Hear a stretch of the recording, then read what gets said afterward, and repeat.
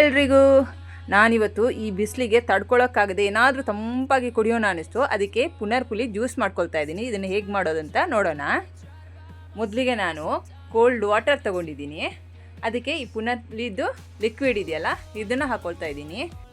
ನಮ್ಮೂರಲ್ಲಿ ಅಂದರೆ ಉಡುಪಿ ಮಂಗಳೂರು ಸೈಡಲ್ಲಿ ಇದರದ್ದು ಓಟ್ಸ್ ಸಿಗುತ್ತೆ, ಒಣಗಿಸಿದಂಥದ್ದು ಪುನರ್ಪುಲಿದು ಓಟ್ಸ್ ಸಿಗುತ್ತೆ. ಅದು ಹಾಕಿದರೆ ಇನ್ನೂ ಚೆನ್ನಾಗಿ ಬರುತ್ತೆ. ಅದ್ರ ಜೊತೆಗೆ ತಂಪು ಬೀಜನ ನೆನೆ ಹಾಕ್ಕೊಂಡು ತಗೊಂಡಿದ್ದೀನಿ. ಹಾಗೆ ಇದಕ್ಕೆ ಸ್ವೀಟ್ಗೆ ಎಷ್ಟು ಬೇಕೋ ಅಷ್ಟು ಸಕ್ಕರೆನ ಹಾಕ್ಕೊಳ್ತಾ ಇದ್ದೀನಿ. ಇದು ಪಿತ್ತಕ್ಕೂ ಒಳ್ಳೆಯದಾಗುತ್ತೆ, ಹಾಗೆ ಈ ಬಿಸಿಲಿಗೆ ತಂಪುಗೂ ಚೆನ್ನಾಗಿರುತ್ತೆ.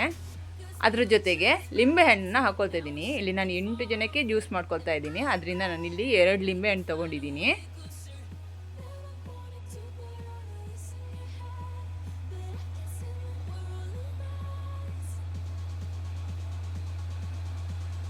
ಈಗ ಇದನ್ನು ನಾನು ಚೆನ್ನಾಗಿ ಒಂದ್ಸರಿ ಮಿಕ್ಸ್ ಮಾಡ್ಕೊಳ್ತೀನಿ.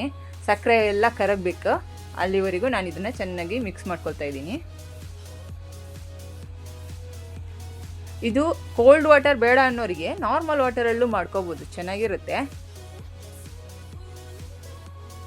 ಈ ಸೆಕೆಗೆ ನಾರ್ಮಲ್ ವಾಟರ್ಗಿಂತ ಕೋಲ್ಡ್ ವಾಟರೇ ಬೆಸ್ಟು.